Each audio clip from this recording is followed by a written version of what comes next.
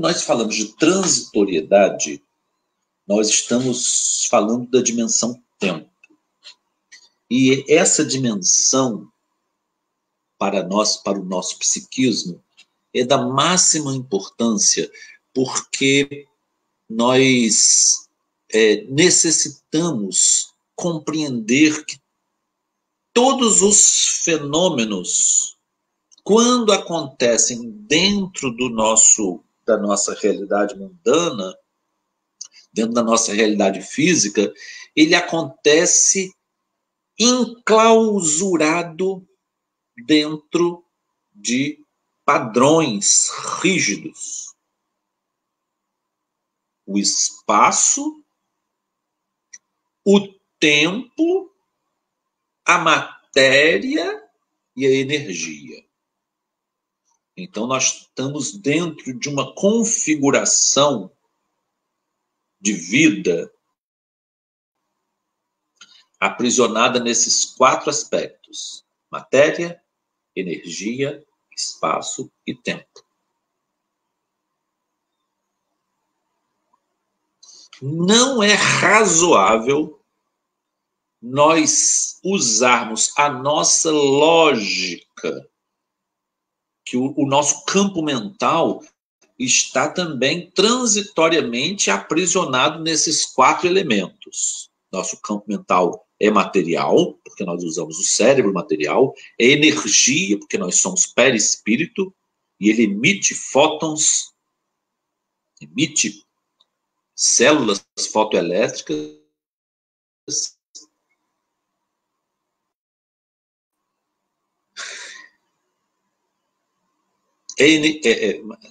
é espaço, porque ele existe dentro de um espaço, dentro de um universo mensurável, e ele está limitado a um transformismo, que nós chamamos de tempo. Então, tudo se transforma na romagem desses 4 elementos: matéria, energia, espaço e tempo. Isso é um ponto inicial do qual nós não podemos fugir. E Pietro Baldi, ele nos dá uma visão assim, muito importante, porque nós somos espíritos. Nós estamos habitando um corpo e estamos enclausurados nesses 4 patamares. Mas a nossa origem é anterior a esses 4 patamares e o nosso destino é ulterior a eles. E como nós, dentro do Espiritismo, nós interagimos com indivíduos que não estão enclausurados aqui, é muito pequeno nós tentarmos usar as nossas mensurações para entender a vida deles. Então, para início de conversa, você vai dizer, o André Luiz ficou 8 anos. Isso é uma explicação assim, pobre, que foi a forma como ele conseguiu nos transmitir uma duração que nós não podemos, com o nosso conhecimento total, nós não podemos dizer como foi. Isso aí foi uma forma poética, romântica, que ele quis dizer a duração, né? Vamos entrar em conceito de duração, que isso aí é difícil, é filosofia, é Bergson, e isso está muito fora do meu alcance. Bom, então aqui nós vamos então, nesse estudo, nós vamos ver os métodos loucos do mundo e o verdadeiro caminho.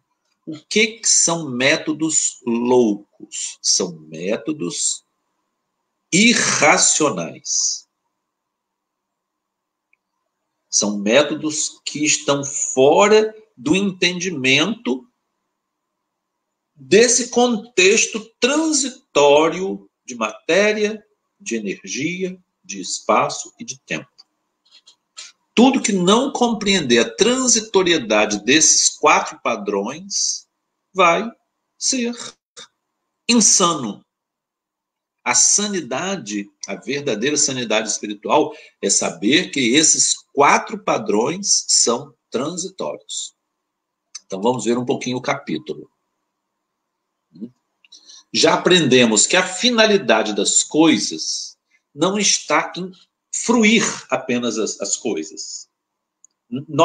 Deus não nos fez a terra para fruição, mas para aprender a arte de possuí-las, conforme a lei, fazendo delas não uma prisão que nos retém na parte baixa da evolução, mas um meio de experiência para dar salto evolutivo. É por isso que a beleza, ela não existe apenas para ser admirada. Se a beleza fosse apenas para ser admirada, não existiriam coisas lindas em locais inacessíveis ao homem, que nenhum homem jamais poderá admirar. Ainda existem espécies de plantas e animais pouquíssimo conhecidas, talvez conhecidas apenas de alguns seres humanos que habitam essas áreas inacessíveis, como na floresta amazônica, na Austrália, na África, na Sibéria.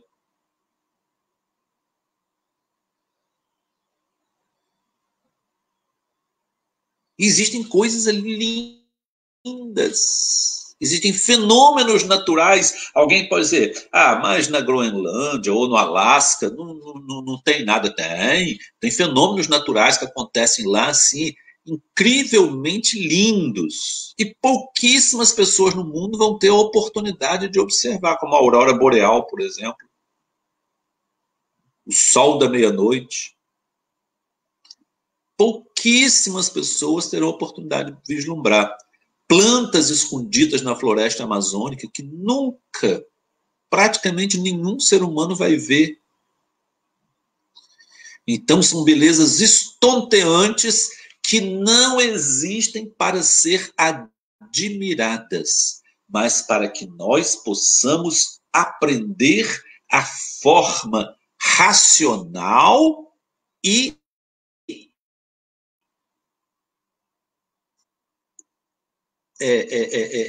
saudável de conviver com elas. Então, vamos ver aqui. Compreendemos assim o quão insano, o quão louco é o método usado no mundo que corre enlouquecidamente atrás de coisas. Coisas. Meu pai adorava fazer essa acho que é a onomatopeia, né? que Gandhi dizia numa entrevista que ele deu, que está naquele saudoso filme Gandhi. Assim, coisas. Stuffs. Houve tempo em que eu acreditei nas coisas. Ele dizia isso, Gandhi. E as pessoas ainda acreditam nas coisas, né? Para delas se apoderar, movidos pelo instinto de ambição que julga levá-lo à felicidade. É o que Santo Tomás de Aquino falava, a paixão concupiscível. A paixão concupiscível é a que faz o homem ir em busca das coisas para lhe dar prazer, um prazer imediato, né?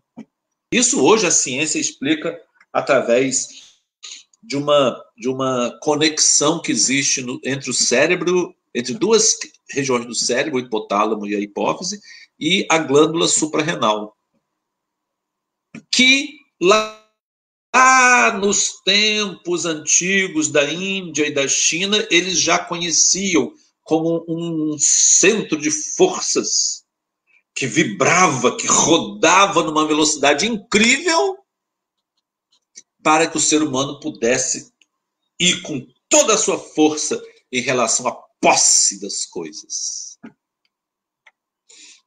Eles chamavam esse centro de Muladhara, ali que está o centro da ira, da raiva, do sentimento de posse, de poder, ambição. Então, enquanto nós estamos aprisionados muito nesses 4 padrões, matéria, energia e espaço, nós estamos presos também, evidentemente, ao que nos liga na temporalidade e a transitoriedade do mundo, que é exatamente esse instinto de posse, né?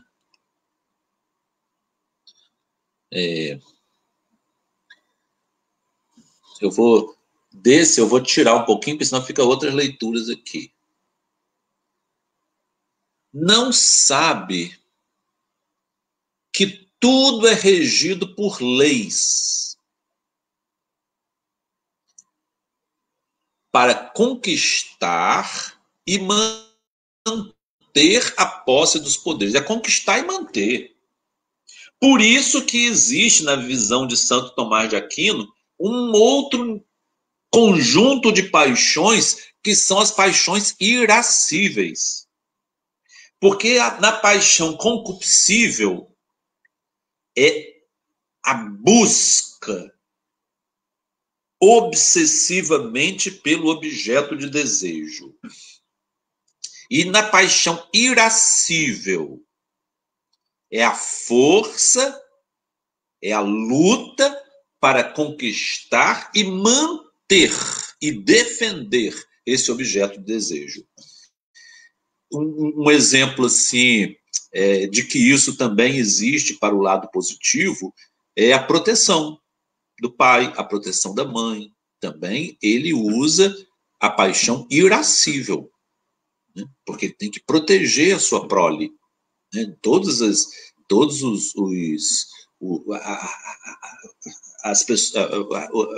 os seres vivos dentro dos mamíferos, especialmente, é vivenciado essa paixão irascível. Né?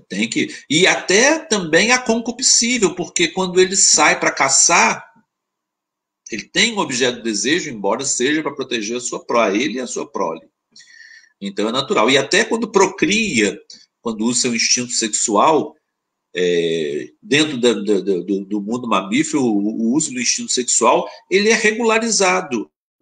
Ele é regularizado por ciclos. Né? Não é uma coisa desenfreada. E nem é uma coisa que é feita senão para a procriação. O único interesse é a procriação. Né? É claro que na espécie humana, com a questão da consciência e do livre-arbítrio, isso vai assumindo outros padrões. Né? Vou tirar aqui da tela cheia.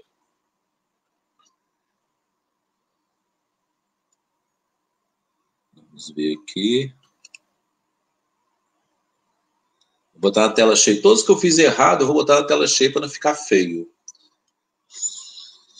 Então, como é possível chegar à abundância usando o método da destruição? Na busca desenfreada do prazer e da posse, o homem acaba praticando esse processo de destruição. Ele mata, ele furta, ele ofende, ele entra em guerras fratricidas entre nações por causa da posse. Né? Então, tudo é essa paixão concupiscível e é a paixão irascível. A concupiscível é de quem parte para a relação de abuso, de imperialismo, de poder, de dominação. E a paixão irascível de quem defende o que é seu. Os judeus, os zelotas, eles eram um partido religioso que defendia a independência e a independência e a autonomia política, social do Estado de Israel. Eles não compreendiam o Deus sem esse componente social histórico. Eles achavam que eles eram uma nação histórica e eles precisavam se impor diante disso, não aceitando as dominações. Então, quando nós estamos dentro desses padrões rígidos, matéria, energia, espaço, tempo, não há opção para refletir além desse conjunto. Tanto os opressores quanto os que estão oprimidos, porque os oprimidos não querem ficar oprimidos.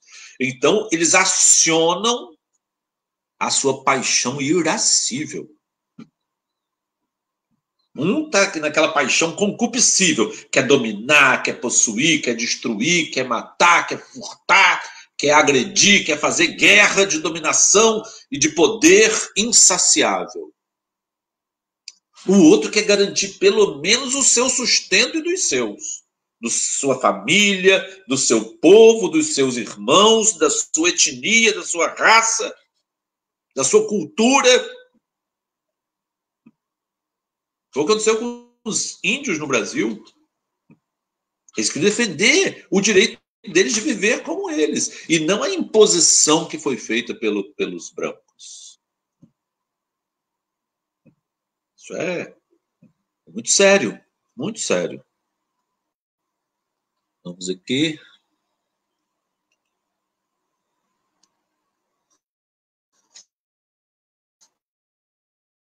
Vou de novo aumentar. Ilude-se com isso,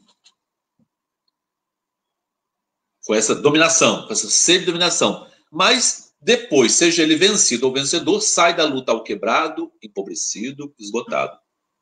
Então, todos perdem com esse sistema louco. Louco por quê? Porque só consegue ver a realidade através de 4 padrões. Todos que só conseguimos ver a realidade dentro de 4 padrões, nós somos loucos. Então, todos nós somos loucos. No mundo, poucos saíram do conceito do louco evangélico. Louco! Louco! Esta noite pedirão a sua alma, e tudo aquilo que juntaste, para quem será? É isso. Eu quero recordar que nós estamos numa aula, e como hoje só está indo através do Facebook, se alguém quiser fazer comentário, eu vou tentar responder no final, tá bom? Vou tentar limitar o tempo da aula até as 9h20. Entre 9h20 e 9h30 eu respondo algumas perguntas que surgirem nos comentários do Facebook.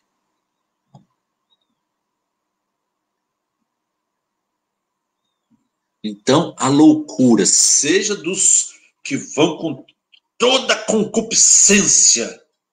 A concupiscência também tem no seu bojo a ira. Tem o irascível também.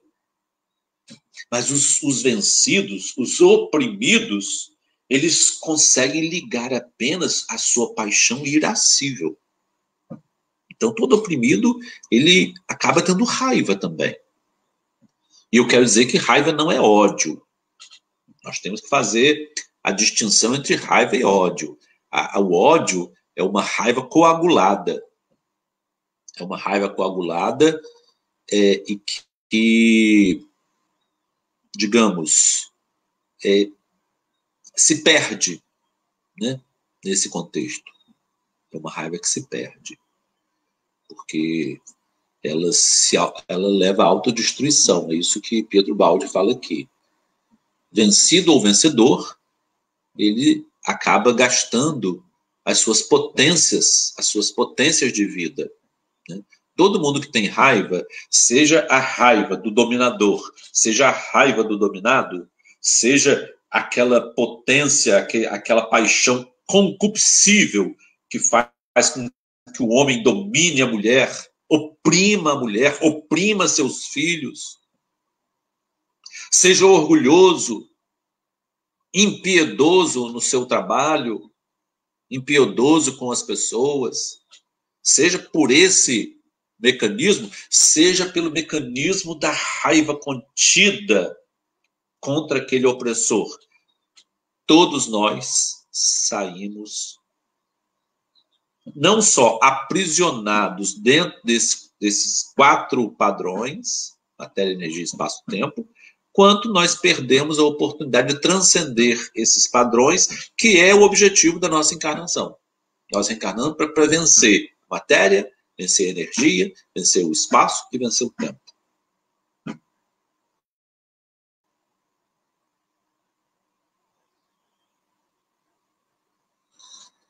Então aqui ele faz outra análise, que a pessoa joga fogo no campo do vizinho e recebe de volta os estilhaços quando essas bombas estouram.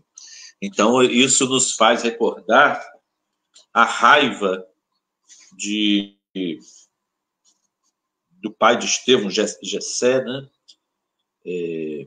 Quando ele perdeu as propriedades dele. E por que ele perdeu a pequena propriedade que ele tinha? Porque, na verdade, ele era um proprietário médio, né? Ele tinha uma propriedade razoável, mas o juiz romano que mandava naquela região, ele desapropriou muitas terras. E, além de desapropriar, ele ainda fez um edital, publicou esse edital, dizendo que as pessoas que se sentissem prejudicadas com essa desapropriação, que entrassem na justiça. Vamos fazer uma comparação nos dias de hoje. Todo mundo sabe aqui no 5º Distrito de São João da Barra, o Açu, né? E não só no Açu, né? Quixaba, Campo Limpo, Campo de Areia, muita né? Barcelos, Campo Novo, tem várias localidades ali em que as pessoas, que eram famílias que tinham aquele pedaço de terra, né? Todos pequenos proprietários, já havia muitas décadas, talvez século ou séculos, os terrenos foram desapropriados por causa da instalação do complexo portuário. E foi pago com valor venal, um valor ínfimo, irrisório. E as pessoas perderam o que tinham, né? Claro. Foi mais ou menos isso que esse juiz romano entrou ali e fez. Só que ele ofereceu a oportunidade do contraditório. Então, ele fez uma audiência pública, fez um edital, ofereceu a todos que estivessem se sentindo prejudicados para fazer sua exposição de motivos nessa audiência pública. Era uma audiência para todos e as pessoas foram. E o pai de Estevão foi também.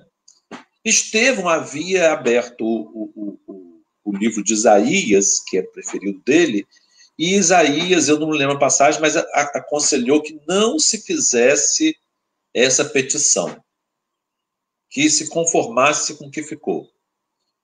Mas a paixão irascível, a loucura, olha lá, a loucura, fez com que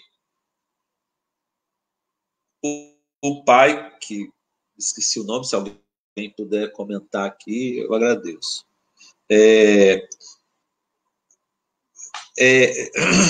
Fosse fazer a petição. E deu tudo errado. Porque o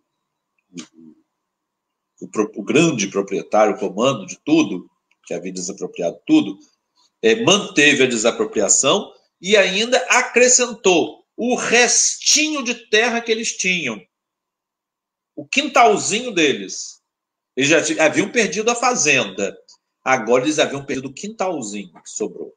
A rocinha pequena, o campo de plantação, eles já haviam perdido. Ficou uma rocinha de nada. Que não daria para cultivar quase nada. Evidentemente, Estevão teria que ser empregado das roças grandes, das fazendas grandes.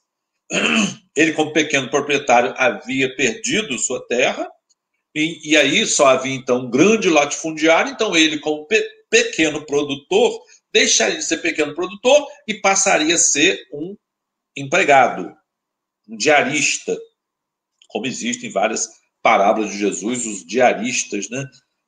Oristas, na verdade, nem eram diaristas, oristas, que trabalhavam em horas diferentes do dia. Então, ele teria que ser um orista. E já havia se tornado um humorista, tanto que ele chega em casa quando o pai já havia colocado fogo. É isso aqui que Pedro Baldi fala, colocado fogo na fazenda do vizinho, que era esse latifundiário. E ele, como humorista, ele viu aquele fogo, então ele foi para lá para ajudar. Então ele chegou ferido, porque ele lutou contra as chamas. É exatamente isso aqui. Ira, o mundo hoje está nessa situação, né? Nós estamos numa situação em que o mundo está... O fascismo, o neofascismo, o neonazismo está crescendo no mundo, está crescendo no Brasil, em vários países, na Polônia, na Ucrânia, em vários países esses neofascistas estão... Tem fascistas e tem ultradireitistas. E na França são direitistas. E na Polônia, na Ucrânia, no Brasil, nos Estados Unidos, são fascistas mesmo, são nazistas, ultradireitistas. Pessoas que carregam uma ira dominadora, uma paixão concupiscível. E essa paixão concupiscível é complicada porque ela domina as mentes. Vamos deixar esse assunto, vai fugir um pouquinho do nosso... Então, não se pode isolar o dano dos outros, pois mais cedo ou mais tarde acaba sendo nosso também. Nós não podemos fazer assim, eu vou sair na rua sem máscara, porque eu não tenho medo, eu tomo cloroquina e acabou. Mas leva vírus para outras pessoas. Entendeu? Eu quero que volte às aulas, que essas crianças têm que ir para a aula, ficar tudo em casa enchendo a paciência da mãe. Vamos para a aula. Bota máscara, vai para a aula e se estiver doente, toma cloroquina. Então, esse reducionismo ganancioso, porque, evidentemente, algumas escolas perderam seu alunado. Algumas igrejas perderam também os seus os cultos recheados de ofertas.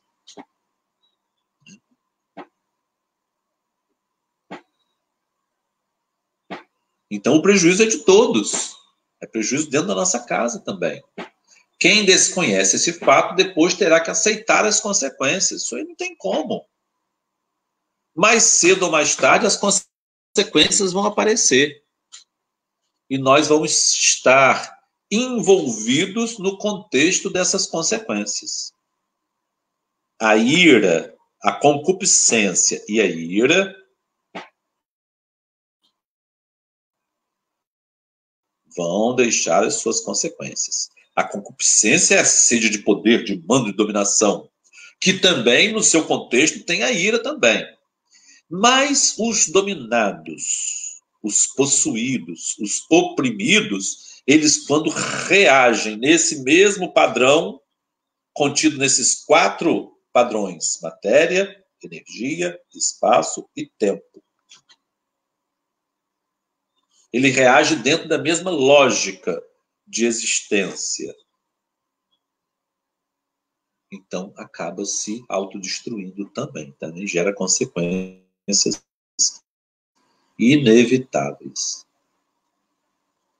Ninguém é culpado sozinho por estar atrasado no caminho da evolução.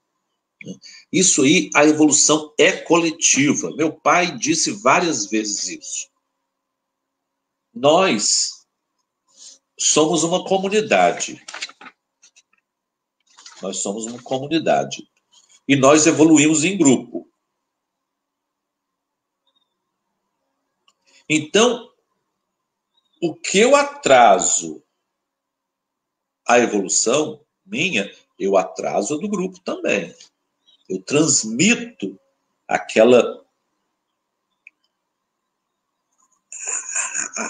aquele conjunto de forças, eu transmito para todos. Um exemplo. Digamos que na sociedade brasileira,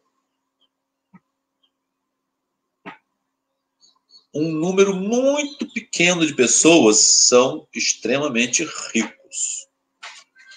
Digamos que 1%, se não me engano, 1 ou 2 ou 3%, concentra quase 50%, ou 40% ou 50% do poder financeiro do país todo. O resto fica para dividir. E uma grande parte, mais de 50%, não tem nem 10% dessa produção de riqueza. Então, assim, a concupiscência desse pouco que furtou o direito à sobrevivência, à subsistência dessa grande maioria, é responsável também pela ira com que eles vão vivenciar e contra a qual vão manifestar. Ira contra esse 1%. Dizia o grande geógrafo Milton Santos, de maneira assim, muito poética, né? Não é, a contabilidade não é perfeita, ele dizia assim: metade da humanidade come. Não, peraí. Depois eu lembro. Isso, se alguém lembrar, pode colocar aqui também. Isso é Milton Santos, vou ver, porque a internet ajuda a gente, né? Mas é muito interessante o que Milton Santos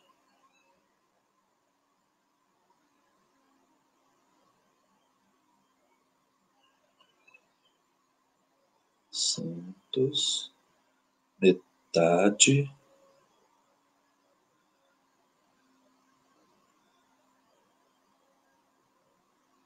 come,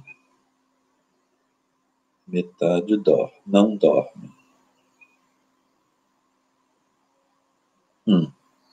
Vai aparecer aqui certinho.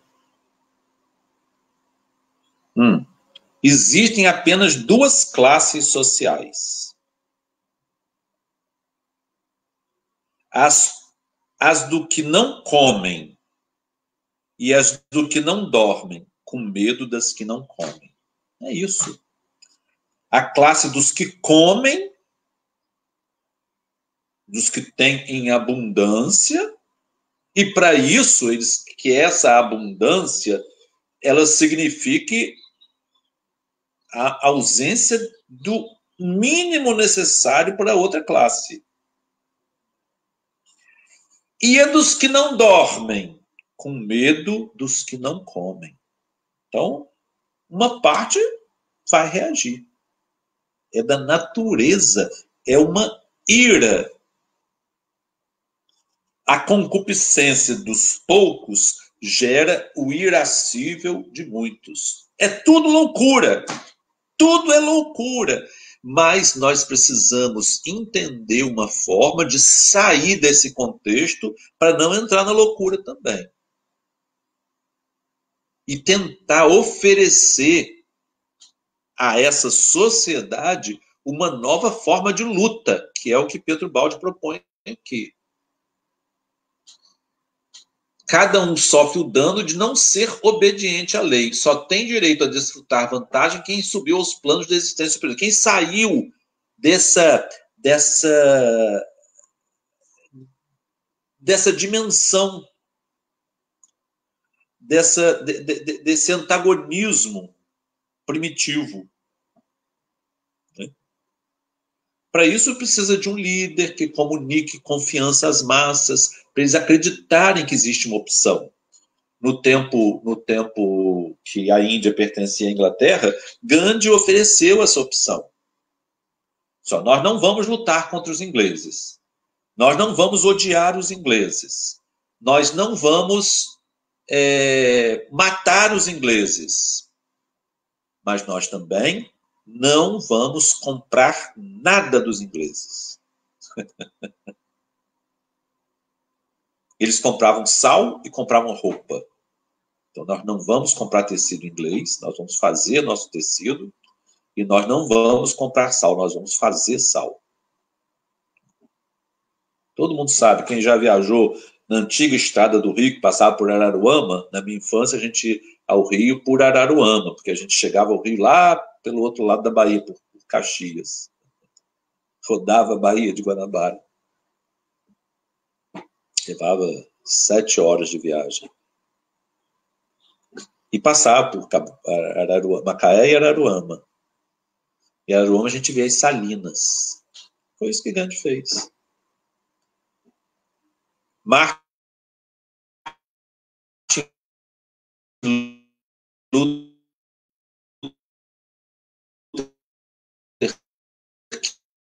King Jr., as mulheres idosas, grávidas, negras, tinham que levantar para um jovem branco sentar. E se houvesse mais lugar, não podia sentar ao lado, porque era vergonhoso um branco sentar ao lado de um negro.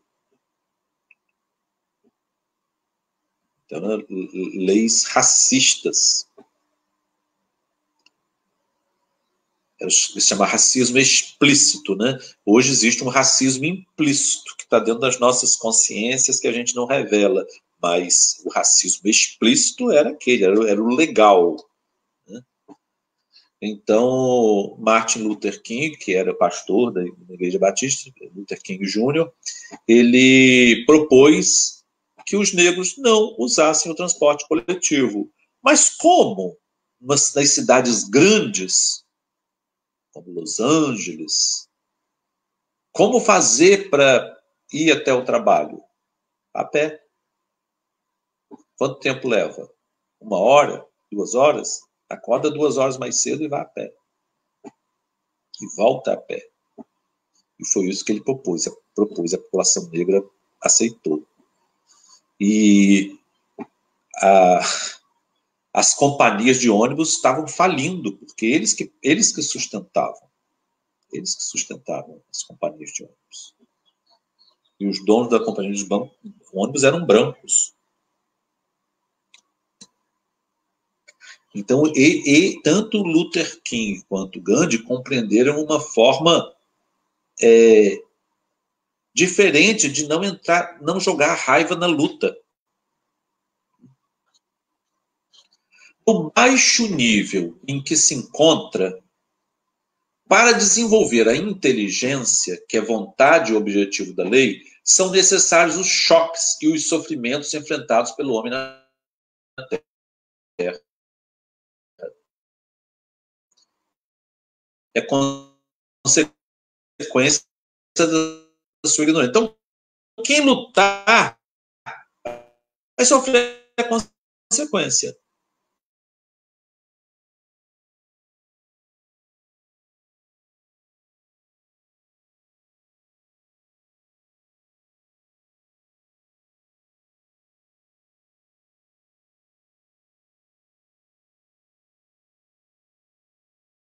é um novo padrão, uma verdade maior, em que eu posso convencer o opressor a não ser opressor.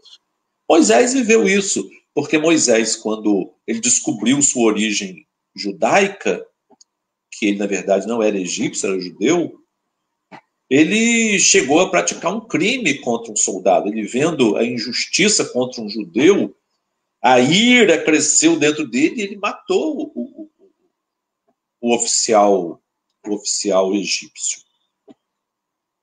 Ele matou. Ele praticou matarás. Mais tarde ele descobriria que não é dado ao homem tirar aquilo que ele não é capaz de dar, que é a vida. E nem pai e mãe dão vida. Pai e mãe emprestam elementos biológicos seus, especialmente a mãe, para que Deus execute a vida. Que é vida e espírito. A vida não é corpo, a vida é espírito. Quereis saber o que é espírito? Olha um corpo sem ele. Está no livro dos Espíritos, isso, se não me engano.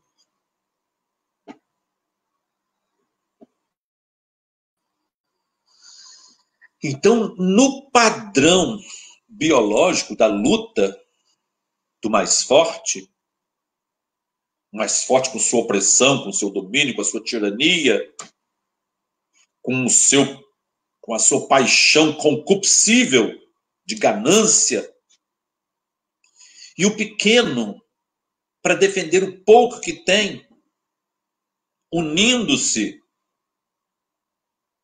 para tentar vencer esta opressão enorme, ele pode cair no padrão dimensional do opressor, então é luta, ou ele pode subir de padrão, como fez Gandhi, como fez Martin Luther King, como fez Albert Schweitzer, que sentindo-se um alemão francês, alsaciano, sentindo-se tão culpado da fome na África, no Gabão, no lugar chamado Lambaréné, pelos franceses, que ele sozinho foi expiar essa culpa. E ele, aos 30 anos, como ministro de música de uma igreja luterana, ele começa a estudar medicina, faz a medicina na Alemanha, vai a Paris fazer uma especialização de mais 2 anos em medicina tropical, completando então 8 anos de formação. Com 38 anos, ele casou com uma enfermeira e foram para o Gabão tratar dos irmãos oprimidos pelos supremacistas brancos, pelos racistas que se consideravam superiores. A bondade das mulheres, desses supremacistas que moravam na África, era pegar assim, um punhado de miolo de pão e jogar assim para as crianças negras como se eles fossem animais. Eles corriam para pegar aquele miolinho de pão. Era uma cena comum na África do Sul, no Gabão, na África Portuguesa. Era uma cena comum. Os supremacistas brancos jogando resto de comida para as pessoas pegarem como se fossem animais.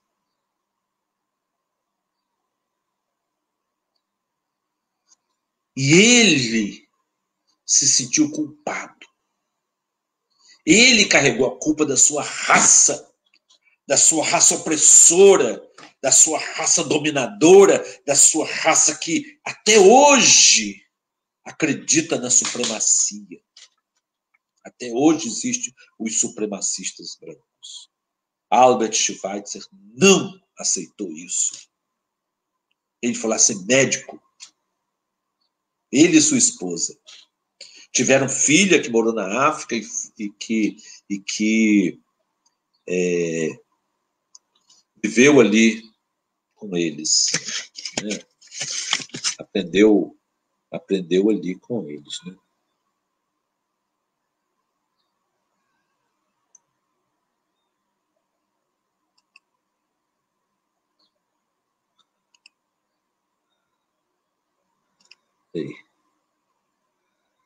Peraí.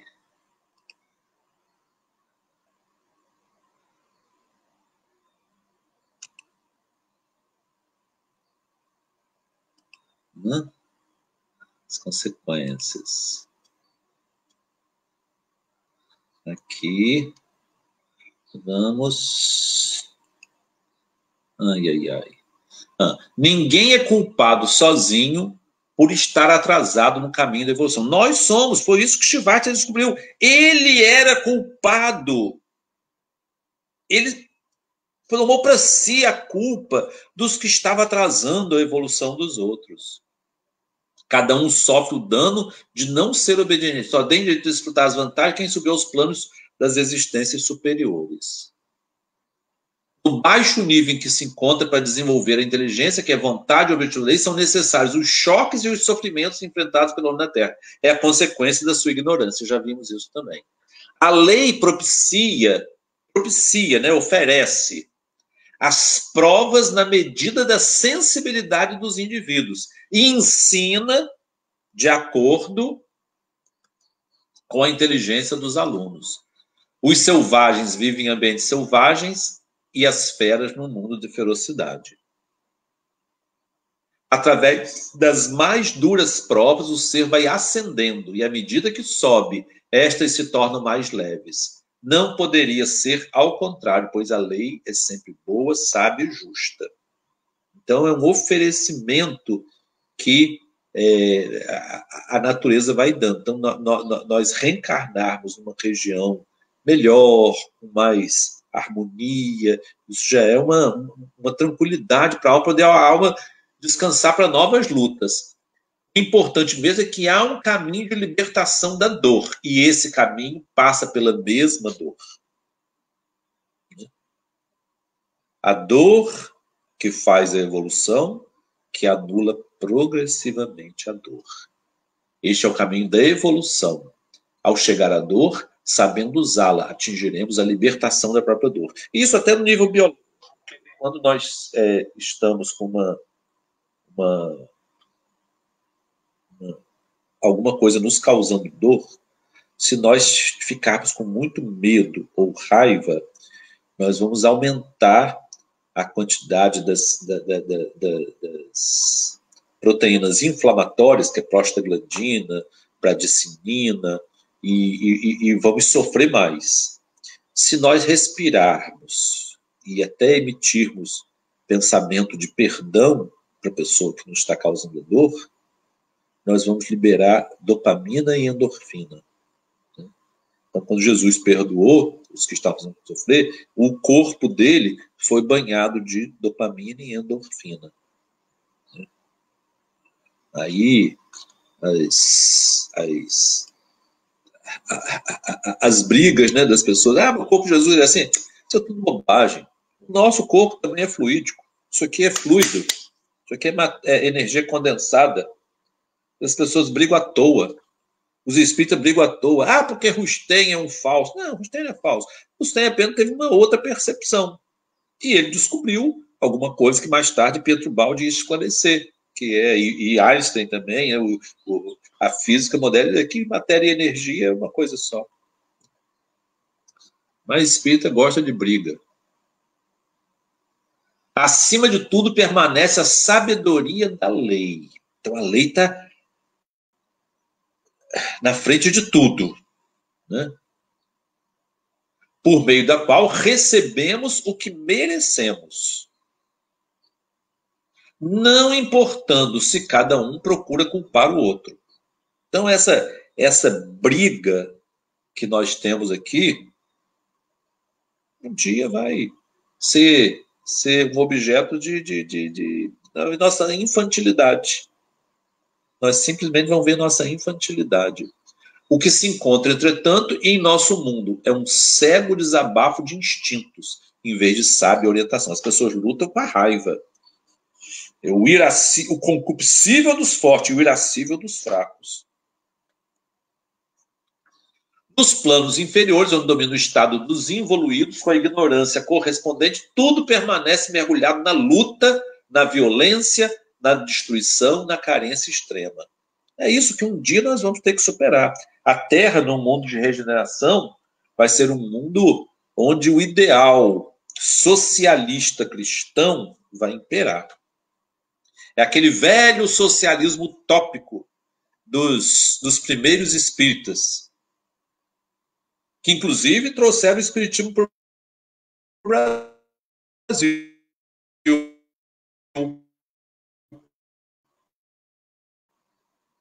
Foram para Santa Catarina.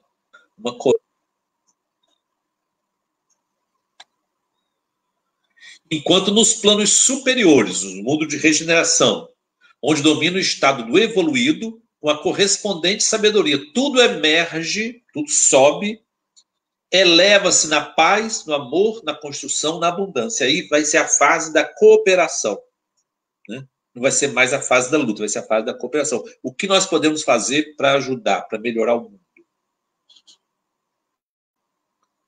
Todas as dores permanecem enquanto o homem não tiver aprendido a não mais provocá-las. Então, quando nós não tivermos nessa luta, nessa irascibilidade, nessa concupiscência, nessa irascibilidade,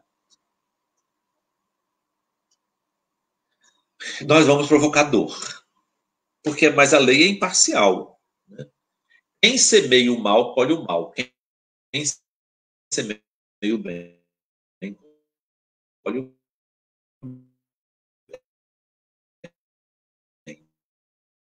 De maneira garantida,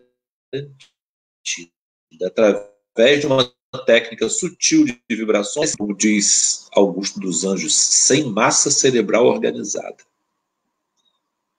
Uma poesia sobre a grande síntese. Ali, no perispírito, né, está escrita nossa história de milênios, tendo cada um o seu registro de maneira pessoal e intransferível. Não tem como fazer um emprestar para o outro. A evolução é individual. Existe a evolução coletiva, mas existe a individual. Né? É concomitante. Ali pode ser lido a toda hora, podem ser feitas contas de débito e crédito que marcam nossa posição em relação à lei. Então, todo mundo pode, se quiser, isso aí existe um conto de Hilário Silva que fala que o espírito teve acesso a essa contabilidade, a esse extrato evolutivo. E ele voltou impressionado. Então, quem quiser ter acesso ao seu extrato evolutivo, pode fazer uma conta de cabeça, porque assim como no banco, se você não tiver acesso ao extrato, você imagina, nossa, eu gastei tanto que eu devo estar zerado na minha conta. Às vezes está um pouquinho mais do que ele pensou. Que alívio, não estou tão mal assim. E às vezes está muito pior do que ele pensou. Nossa, estou devendo isso tudo. Não imaginava que estava devendo isso tudo. É assim também a nossa contabilidade espiritual, nosso extrato espiritual. Quem quiser ter acesso a ele, durma consciente de pedir a Deus a resposta, e ele vai dar. Nós vamos ser abençoados pela oração, ter acesso à consciência das nossas grandes dívidas espirituais. Tudo na lei funciona com absoluta honestidade e respeito pela liberdade do ser, sem possibilidade de escapatórias ou enganos, qual máquina perfeita. Então, o universo, ele não tem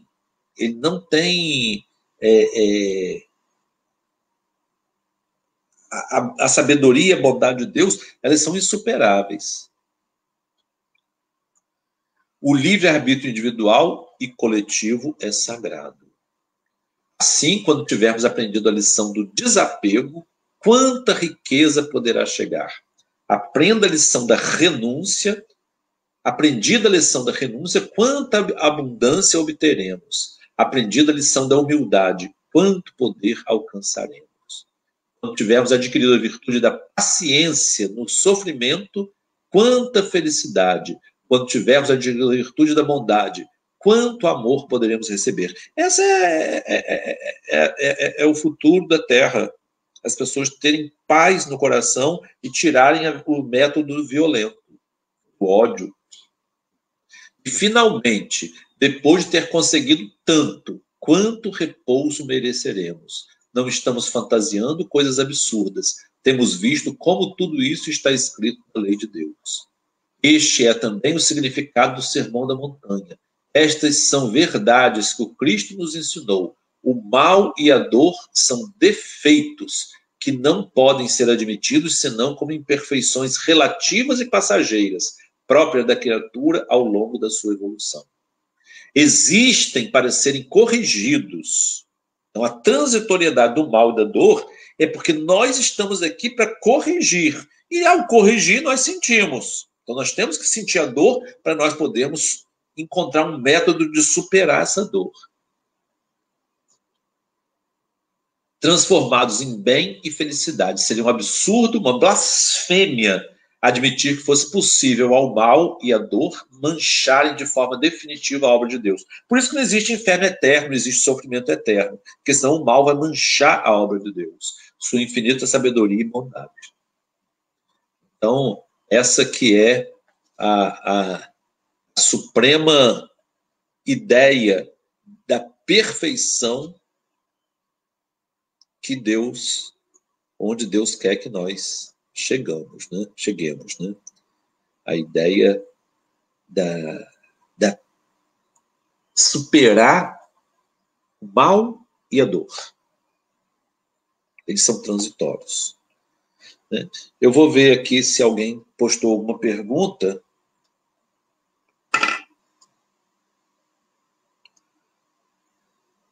Vamos ver. Mamãe, essa probabilidade possui elasticidade, chamada misericórdia. Muito bem, dona Euda. Sheila, a infantilidade espiritual que gera os vários grupinhos dentro dos grupos espíritas fazendo um lutar contra o outro. Isso mesmo, Sheila. Espírita é muito triste. Por isso que eu estou dizendo assim, eu não entendo os espíritas. Raquel, Carla, Rosane, Marilda, adorei os esclarecimentos. Margarida, metade da humanidade não come e a outra metade não dorme, com medo da que não come. Josué de Castro, eu falei Milton Santos, Margarida me corrigiu. Josué de Castro, no livro Geografia da Fome. Obrigado, Margarida. Beto Sabadini, ele desistiu da justiça divina e apelou à lei de César, que deu no que deu. Isso é Joquedebe, o pai de Estevão. Emanuel aqui, Manuel Salles me lembrando o nome do pai de Estevão, que é Joquedebe. E Beto Sabadini comentando que ele desistiu da justiça divina e apelou à justiça de César. E deu no que deu. Alcione também, agradecendo o estudo. Alcione, quem sou eu, Alcione? Alcione, nós temos aqui, entre as pessoas que estão aqui, duas pessoas estão num patamar acima de nós, que são pessoas que têm um cabedal de conhecimento e a quem nós devemos muito, que é a minha mãe, Hilda Múcia Tavares, e Alcione Peixoto Cordeiro. As duas professoras da Escola Jesus Cristo, com um peso muito grande que elas trazem, Alcione por ser filha de Peixotinho, Hilda por ser esposa de Clóvis Tavares, mãe de Carlos Vitor, meu irmão. Então, essas duas personalidades são pessoas a quem nós devemos muito. Obrigado pelos comentários.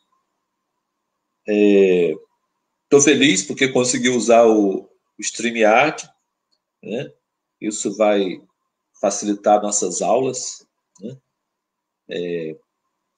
É uma alegria, né? Nós podemos estar nesse momento, fazendo essa participação. Ainda vamos tentar um jeito das pessoas participarem com voz. Vai ser tentando jogar o StreamYard pelo YouTube. Porque aí no YouTube as pessoas conseguem... acredito que sim, tenho certeza, mas acredito que a gente vai conseguir fazer transformar isso aqui numa aula de verdade. Tá uma aula meio fajuta, né? Mas, se Deus quiser, vai se tornar uma aula de verdade. Vamos fazer oração, né, gente? Dentro de alguns instantes é a palestra de Pedro, continuando o assunto da semana passada. Domingo que vem é Dia dos Pais. E no outro nós vamos fazer, tanto na sexta quanto no domingo, nós vamos fazer uma homenagem a Pietro Baldi. Senhor Jesus, nós te agradecemos por nos trazer para as nossas tomadas de decisões no mundo, Senhor. Te agradecemos pela oportunidade de estarmos reunidos sob tua égide, aprendendo, Senhor, que as nossas lutas devem ser lutas pelo coração e não pelo intestino. Fica conosco, Senhor. Guarda-nos na tua paz. Assim seja. É isso, gente. Obrigado. Obrigado a todos.